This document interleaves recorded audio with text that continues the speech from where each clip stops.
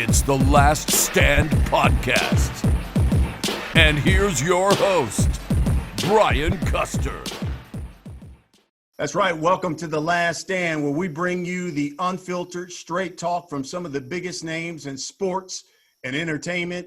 And on today's show, we've got one of the biggest names in the sport of boxing. This young man is a three-time world champion, two different weight classes. He's currently the WBA lightweight champion. He is none other than Gervonta Tank Davis. Tank, welcome to the Last Stand. Thank you for having me. Man, it's been a while since we've had a sit-down talk, but there's so much to get into. And obviously, how is Gervonta Tank Davis these days? What have you been up to? Just training, getting ready for this big fight, running a lot, playing basketball, sparring and things like that, trying to make the best of camp.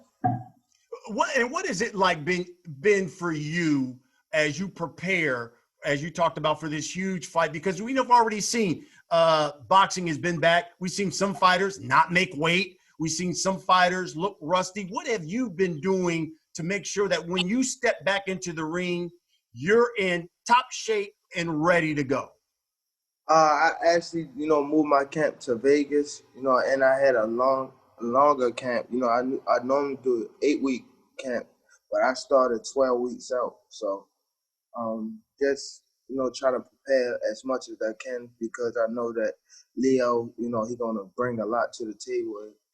So I want to be, great and prepared, for Leo when, that time comes. Have you thought about or considered what it's going to be like fighting? And now, every fight you have now are big fights with no fans. You've sold out arenas, and now boxing's back, but there's no fans. Yeah, so it just, you got to take what comes with it, and things like that. If we can't fight with fans, some in the amateur, some of us was going out the country with no coaches. So, you just got to deal with the sport of boxing and what comes with the sport, and, being a professional that we is, we got to deal with come with the game. So you talked about this big fight, and you mentioned Leo. On October 24th on Showtime pay-per-view, you've got your first pay-per-view fight where you're headlining, taking on Leo Santa Cruz. He's a world champion at 130 pounds. You're a world champion at 135. Talk about this fight. This fight gonna be, it's gonna be a exciting fight, I believe, because off of what he's saying that, I get tired in the 5th round, or I only have 5 rounds in me, so he gonna press me. That's the same thing Pedraza tried to do when he thought that I was like just starting and things like that. So it's things that I gotta capitalize off of, making sure I run a lot and things like that, so I could be able to put out as much output that he put out, and be able to take his punches and give it right back. So I believe it's gonna be an exciting fight, probably one of the most exciting fight that Showtime released on the schedule. It's just gonna be exciting. I can't wait. Yeah, you have always, and you've told me this a number of times, that you've been looking for one of those big signature fights, legacy fights. And do you believe that this fight with Leo Santa Cruz fills that void? Yes, because of the name. He has a big name, and his fighting style, it's going to be like I said before with Gamboa. He wasn't putting out a lot of punches. He was basically trying to survive. Leo, he's coming to fight. He's not scared. He wanted to show people that, no matter how big a fighter is, how hard he punch, he's a great fighter, and he has something to prove. Both of us coming to the table, and we had something to prove. So I believe that both of us are gonna go out there and give it our all, and that's what make a great champion and a legend. You know, I really think the interesting thing about this fight is that, you know, you're champion at 135. He's champion at 130, but he says the contracted weight for this one is at 130. So that means you've got to make the weight. And he even said, quote, there are severe financial penalties for Tank if he doesn't make the weight. Yes. How severe are we talking? I don't know. I that's on his end. So I mean, I don't know, but I'm not worrying about that. I'm worrying about making the weight, you know. So just hopefully, like that's why I started 12 weeks out. I didn't start 8 weeks out, you know, just to give myself room. And when I don't make weight, it's not because it's always because of like me. It's coming down to me trying to shorten. Like if I gotta lose 2 pounds, I will wait. I will wait till the last day and think I'm gonna just ease it off, you know. And it really don't work like that. Once you get down to the last couple of pounds, it get a little harder, you know. So it just be me, bad timing and things like that. It's never because I haven't trained the right way or anything like that, or my coaches. It's always because of me. I remember when we did your homecoming fight in Baltimore, and we had a long discussion, and I remember one of the questions was, "Hey, your weight is always an issue," and then the question I think I came to you are those days of you missing weight behind you? And you said absolutely. And then we get to Atlanta, and all of a sudden you have the weight issue. Yeah. So here we go. Once and for all, will Tank Davis make the weight, and are those days of missing weight behind you? Yes, I'm definitely going to make the weight. Yes, my life is depend on it, and if I'm going to make the weight. Because you know this will go viral if you don't. You know that, right? And it's going to take one time to make the weight. Yeah. Okay. Yeah. I love that. Let me ask you this. Does Tank Davis have a discipline problem? No, I don't have a discipline problem. It just, like, again, when I told you, it's just me cutting down to the weight at a certain time. That's the only thing at the end of camp. It's not what I'm doing in camp. It's just at the end when it's time to shed them 2 or 3 pounds off. You know, I'll be at weight coming to the week of the fight. It just them lower pounds will get a little harder at the end. Do you have to maybe change some of the things that you do in between fights? You know, we had Errol Spence on the show, and he said, listen, you know what? Maybe I was enjoying myself a little bit too much in between fights, and I need to start being more diligent, running, doing different things, at least staying in shape in between fights. Yes, sir. I think that, and that's just not me. I think it's just athlete period, boxers period. You know, sometimes we enjoy ourselves too much in a long period of time. So that's why I gave myself 12 weeks, you know, to prepare for this fight and not 8 weeks, you know, because I know what I'm coming into. I know what weight I got to go to, you know, I got to make and things like that. So it's athlete period that need to, you know, stay on top of that grind and things like that. Because at first when you coming up to, you know, before you get the money and all that, you still on the grind, so you don't do as much. But once you get the money and the fame and things like that and the belts, you got to be able to maintain the lifestyle and the boxing, you know. So it's just, you know, maintaining what you going through. Gervonta, do you think your power is just going to be too much for Leo in this fight? I don't think my power would be too much because he's I believe that he's a veteran. You know, he been in there with people that had power. He actually fought. I think he fought Gary Russell before, and we all know Gary Russell had power. I just believe at a certain stage it don't have nothing to do with what someone do the best. It's about who come out there and perfect that night, and things like that. So if my power, it will show. If my power be too much for him, it might be a short night. In your opinion, what do you think this fight will boil down to? I think the fight will boil down to who wanted the most. Who wanted the most? Because he's coming with his output, a lot of punches. He throw more than me. I'm coming, I hit hard, so it's just about who wanted the most and who could take that, who could dish it out and take it too.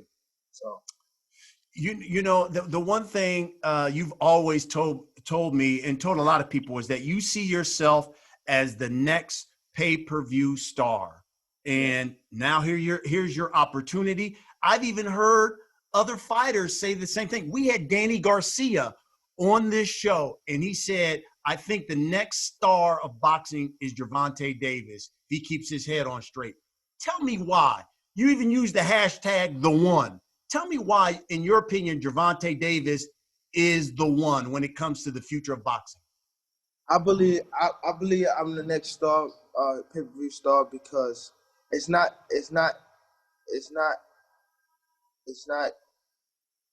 the, even if my best performance, I'm still giving you action. I'm doing. I believe that I have a lot of skills that a lot of fighters don't have. A lot of fighters don't move their head. A lot of fighters don't, like slip and throw a punch. A lot of fighters just, when we talk about fighters right now, it's all because some fighters have all power and they don't have skills. Some fighters just out there, going off of what they know, and they don't even have an amateur background. They have just 14 fights in amateurs. I'm just throwing them out there, and they turn pro. Me, I had an amateur background, and I turned it over to the pro side. Whereas though I'm still doing, I'm mixing the pro life with the amateur, my career, and things like that. Also, outside the ring, I just have that not flashy. I don't want to say too much flashy. I know how to turn it on and off. Once it's time to grind, I know how to chill. And when it's time to pick it up, I know how to go out there and, do what I do. Things like that. So it's a lot, not just fighting, not just outside the ring, just more of being myself. A lot of people don't be that self. A lot of people want to be someone else. A lot of people want to be a Floyd Mayweather, and his lifestyle and his fighting don't add up to other fighters. They try to do that. And to be honest, when I first got around Floyd, I was going that way till I had to realize it was some things I could do with Floyd and some things I know I can't, because we different fighters. He might can sleep all day and wake up and go straight to the gym. Me, I gotta get up, I gotta eat, I gotta take a shower, warm my body up, and then go to the gym. It's just a little different stuff from, different fighters and things like that. So, got it. You talked about Floyd Mayweather. You're in Vegas, and you've been training. You've been training with Floyd. We've seen the videos of you guys in the ring. Tell me, A, why you felt the need to come out to Vegas, train with Floyd, and B, what little things have you picked up from him, from training with him, that you've added to your toolbox? Running more. Running more. He get on me about running. Conditioning, for sure. Just little stuff that he teach me, like why I'm sparring, and if I don't get it, he will get in there and spar. He'll get in there and spar and show me what he talking about and things like that. So he actually been a big help in this camp. To be honest, he been hands-on more than my coach for right now. And he been watching Leo and things like that, telling me like what he like to do and everything like that. So he's been a big help in this camp for sure. So I'm definitely trying to see what we bring to the table October the 24th.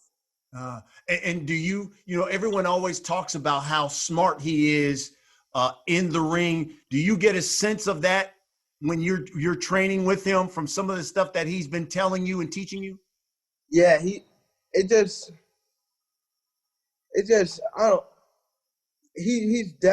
very smart in the ring. I don't know. It's saying like he know the punch. He knows somebody punch before they even throw it. It's like he sets you up where as though you only could throw a certain few shots, while you're in that position. So he already know what you're capable of before you even throw it.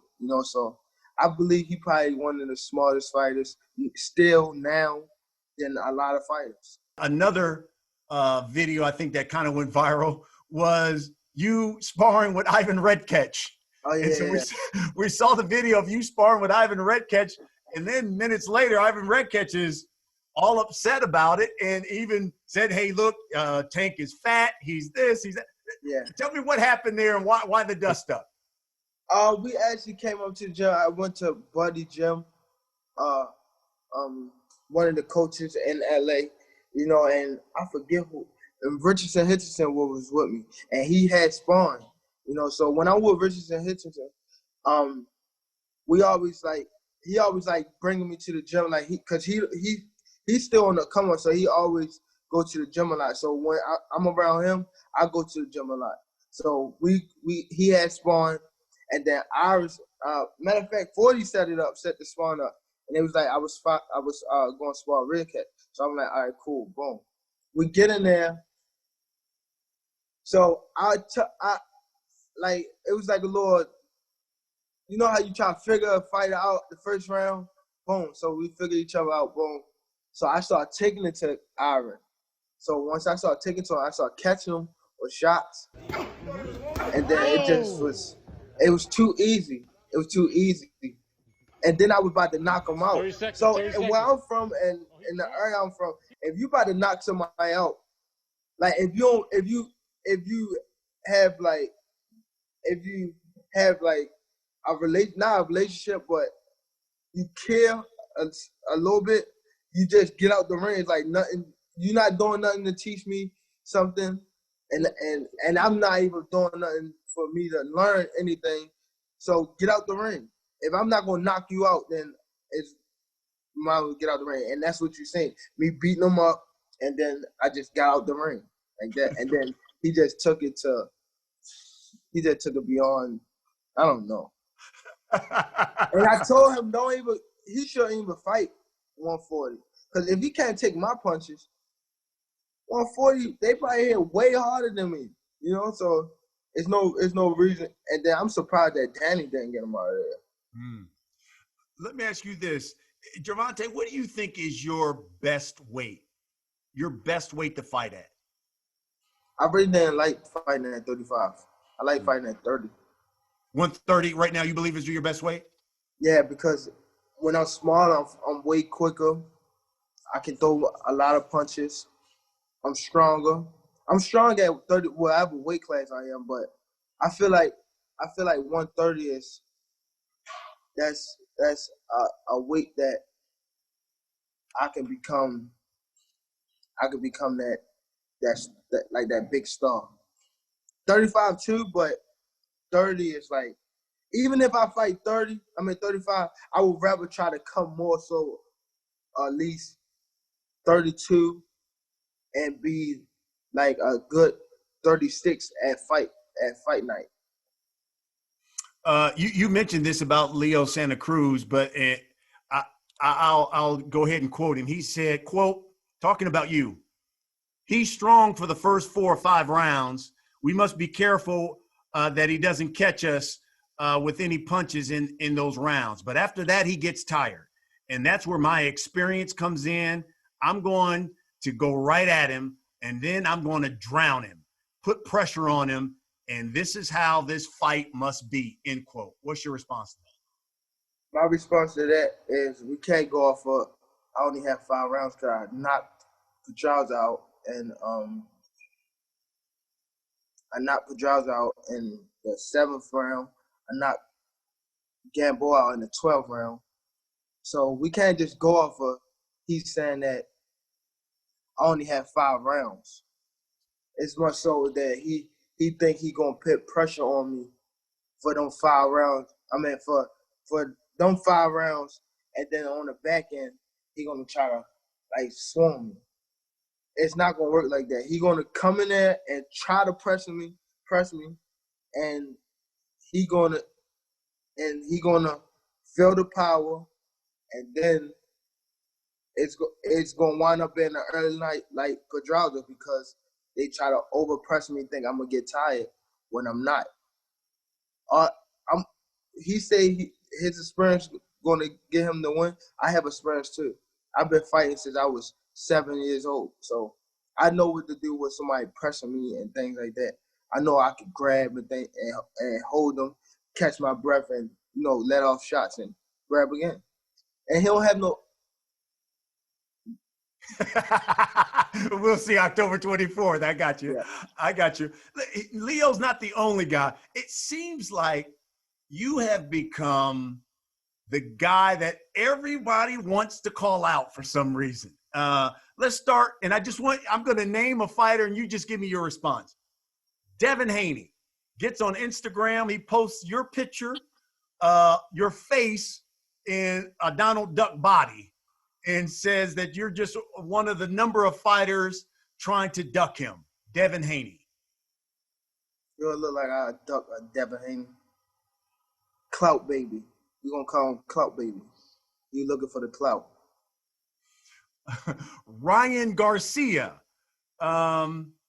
He says, in fact, your good friend Adrian Broner says you're going to fight him after Leo Santa Cruz. Ryan Garcia called you out earlier this year. What about Ryan Garcia?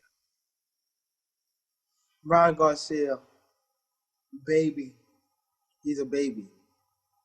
But he got potential. It'd be too early. He need to work with the Canelo team a little bit more. Tevin Farmer, another guy who's called you. Obviously, he's got Jojo Diaz. He's got in front of him. He's another guy.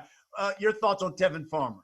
We can't even mention Tevin Farmer no more. We can't mention Tevin Farmer no more. He can't even be. He got to work his way back up. He got to grind back. He got to go back and to that gym and grind back up. We can't even mention him no more. We can't. We got to mention Jojo Diaz.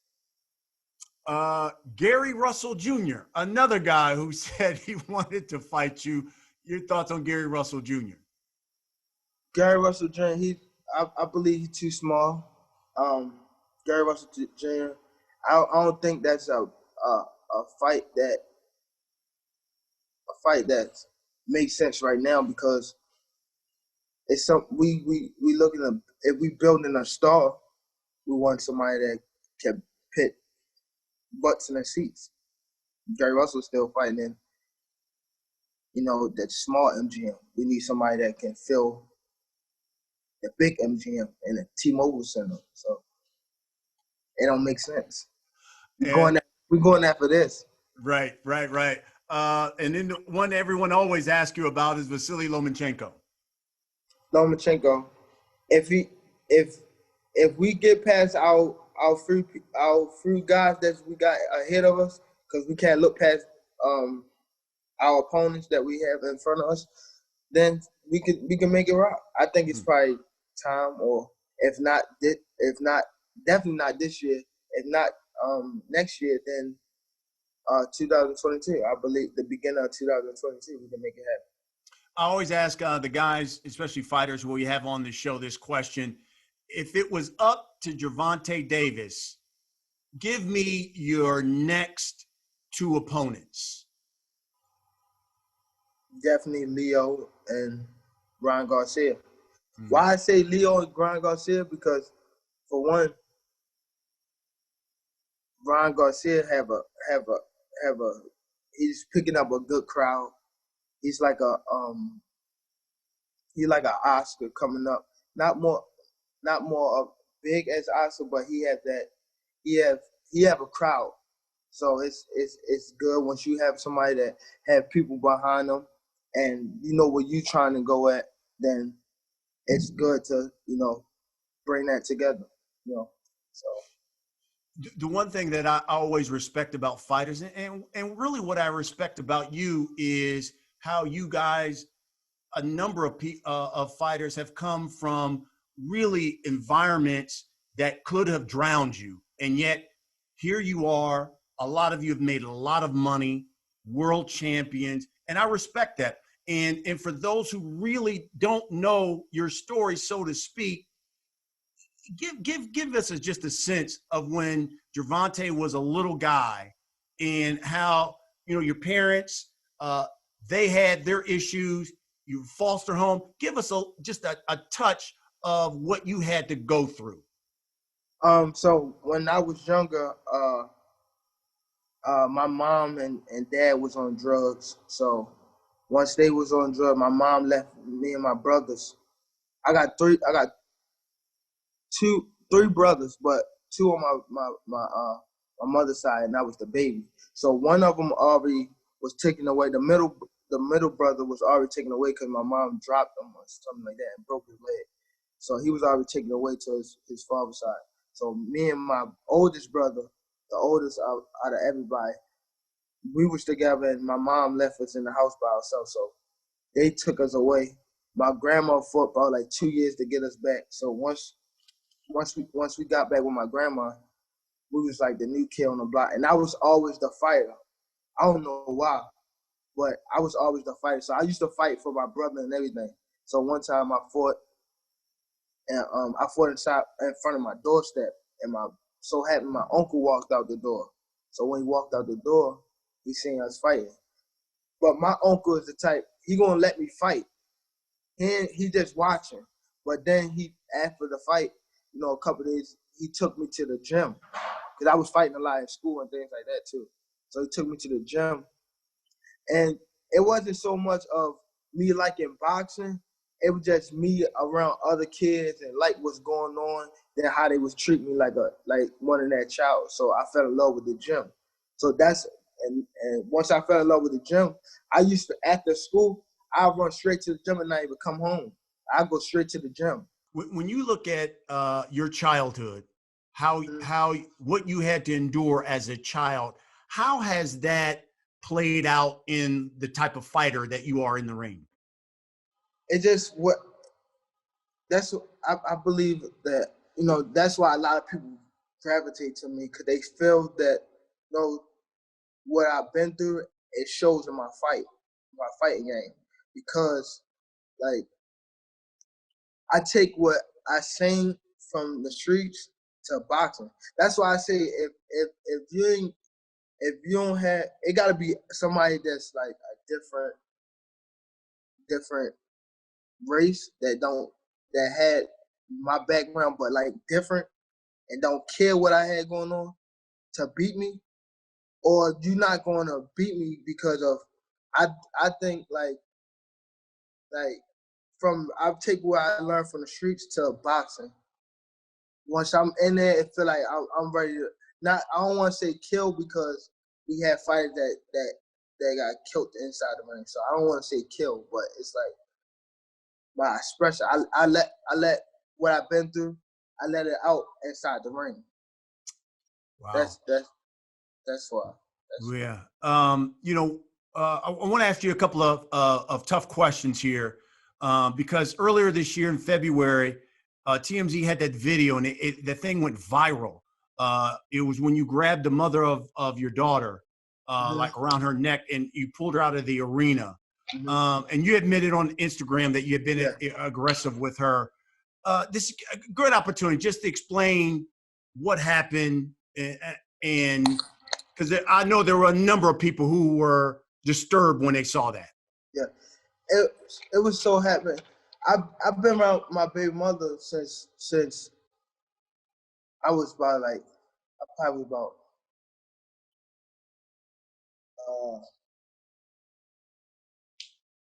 want to say like 22 or something like that. I'm 25. No, longer than that. I'm tripping. I've been around her for like six years now. Six, 7 years. I used to go to Atlanta like way before everybody started going to Atlanta. So we have a chemistry, right? I love her, and I'm overprotective. So once I heard that she was at that game, and I told her, I said, "You need to get out of there." And that's my baby mom. I look at her and things like that. Like I make sure she's good. And again, I love her. So once I was just mad, and once I seen her, it's not I grabbed her by her neck. I just told her, I grabbed her like I should, like you got to get out of here type thing. Like, and I probably was wrong for doing that. I was wrong for doing that, but it wasn't so much of a not me trying to hit her or it's just me. You know how like somebody you angry at a kid and you like. And you grab him by the like jack, like come on, like that type of. It wasn't like me fist fighting her or just me trying to beat her up or anything. If I'm not gaining nothing from beating a female, and I am a fighter. If I touch you in any kind of way, like as far as fists, I'm gonna hurt you. So it wasn't that. It was just me removing her from that situation that she didn't supposed to be in. So let me ask you this, and we'll move on. Number one, I think the first question is, does Gervonta have an anger problem? No, I have. I say a little, just a little. Does Gervonta have a problem with women? No, I don't have a problem with women. And lastly, did you have to talk to anybody professionally about any of this? Did you have to seek, professional help, whether it's for your your anger, obviously the incident with women? Did you have to talk to anybody professionally about it? Yes, I had to talk to somebody professionally, but it wasn't because I had to. It's more so because of the situation, just like in the future, know how to deal with stuff in the future. Not trying to have like because you don't agree with something, react on it, or deal with it a different kind of way. Besides going out there and touching somebody that physically, just go out there and talk to them, So yes, I definitely talked to someone professionally about that situation.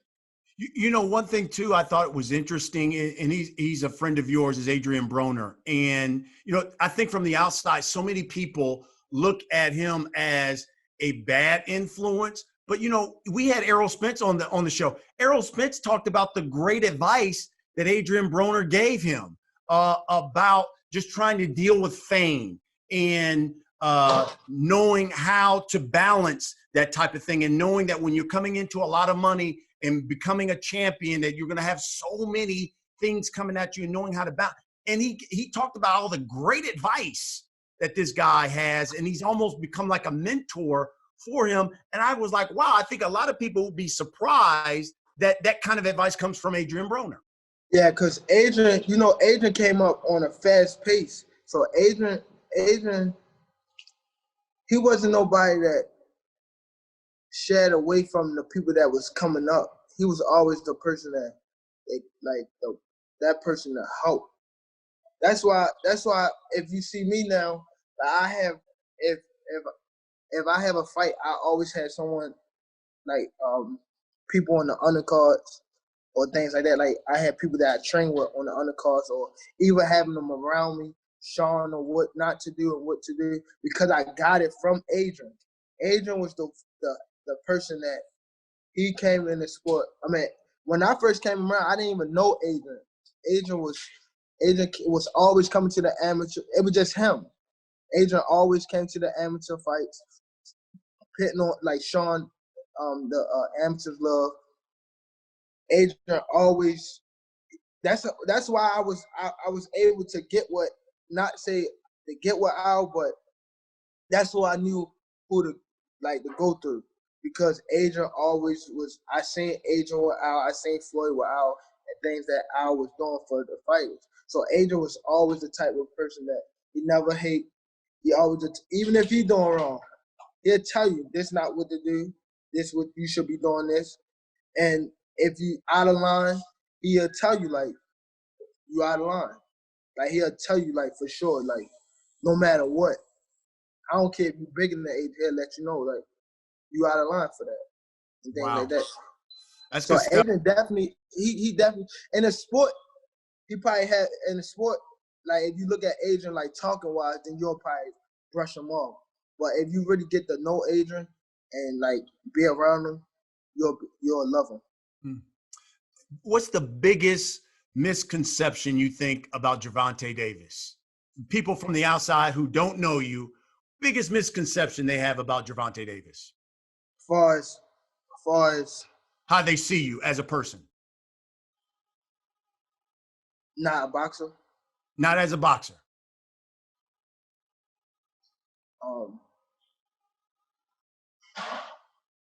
Far as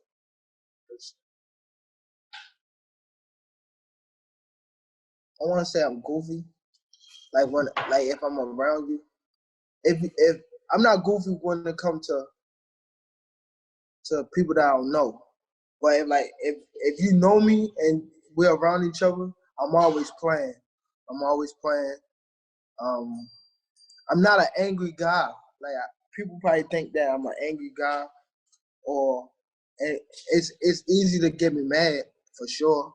But as far as like this overall, I'm a playful, like happy guy. But inside the ring, I believe I'm a beast. Like I'm just a different person inside the ring. But overall, like as a friend, like I'm a happy guy.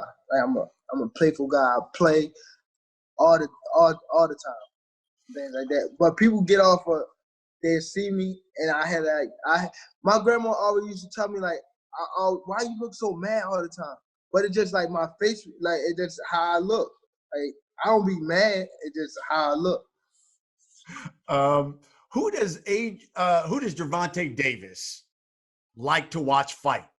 Who's the guy if he's fighting, even Gervonta Davis says, man, I got to turn on the TV. I got to watch. This is my guy. I got to watch him fight. But that's fighting now or? That's fighting now. Now, I like to fight. I like to watch Canelo. I like to watch Canelo. Because he's exciting. He definitely, I think he probably one of the most exciting that's fighting right now, besides Deontay Wilder. I like to watch Earl, and it's a lot of young fighters too. Like I like to watch Richardson, because they have skills. You know, it's not just somebody going out there and punching. They have skills. So I like to watch a lot of young fighters. Yeah. The people fighting on what's that? Well, you mentioned him, and we've had them both on the show. Danny Garcia, Errol Spence. What do you think happens in that fight? That's a tough fight for both. I believe that Errol have the not experience. Errol had the technique, skills. Errol had the skills. Danny Garcia had the timing. Danny Garcia know how to wait that perfect moment. You feel me? So it's a 50-50 fight. I'm excited for it. I'm ready to watch it.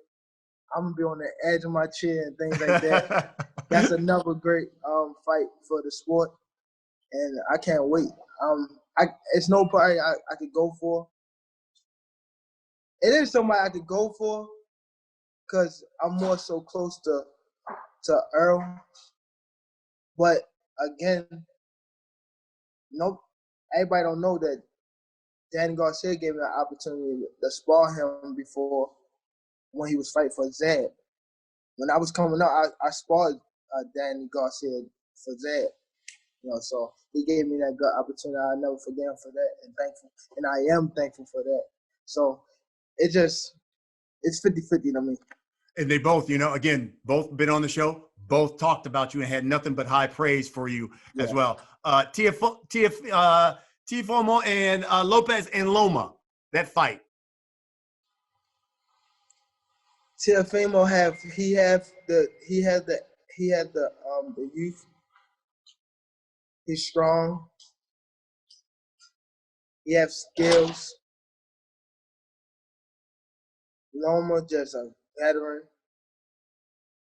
It depends on if Tiafoe sees his moment. If he's coming up to the ring like he don't care. If he have a little shake like he's not scared, but he questioning himself, then I give it to Loma. But if he coming up to the ring like, forget who this guy is, I'm the man, then we got a problem on our hands.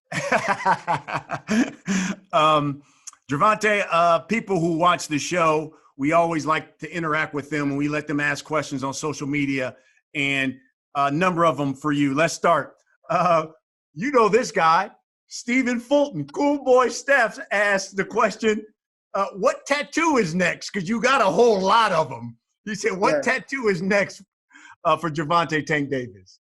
I want to get I have two homies that got killed, so I want to get a picture of them on my rib. One of them, Joshua, he just got killed probably like 2 months ago or 3 months ago or something like that. But that was somebody that I came up with, that he down there watched me grow up, like in them times of me and my me and foster, like with my grandmother. My grandma used to leave a lot because she used to have a different house with her husband. So I always was in the house by myself.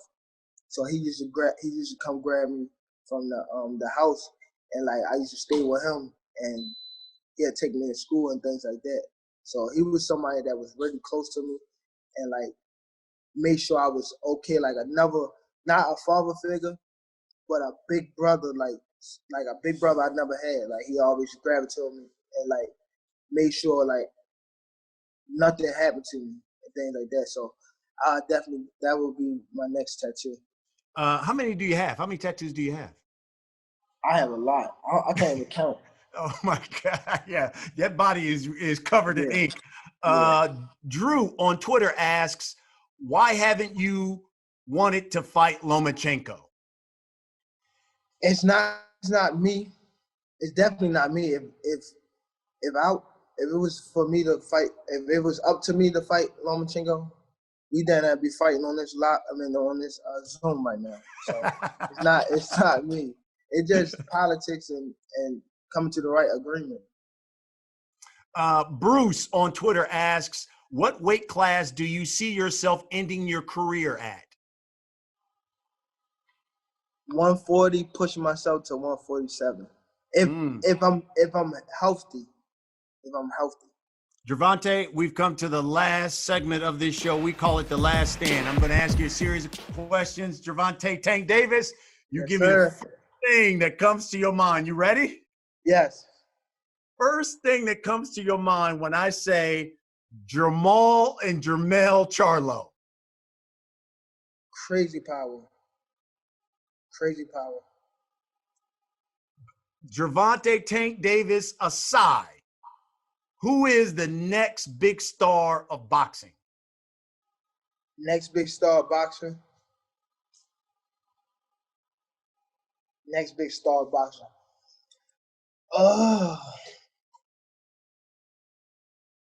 Next big star of boxing. It's a good one, huh? It's a lot of them. Give me one. Give me one guy that you think has it.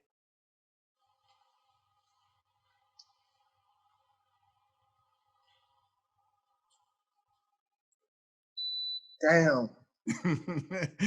It's a lot of I don't want to mix. I don't want to take no. I don't want to. What's that? I don't want to like not mention somebody because I know it's a lot of next big stars. But I'm gonna go with a solid. I'm gonna not say my friends because I don't want to. I'm not gonna say my friends. Okay. I'm gonna say somebody like what's his name? He's from Philly. Oh, Jaron Ennis. Oh, There's Jaron Ennis. Boots. Jaron Ennis. I like that one. If you could fight one of boxing's greats and get in the ring with him right now, who would that fighter be? Can I name two? Sure.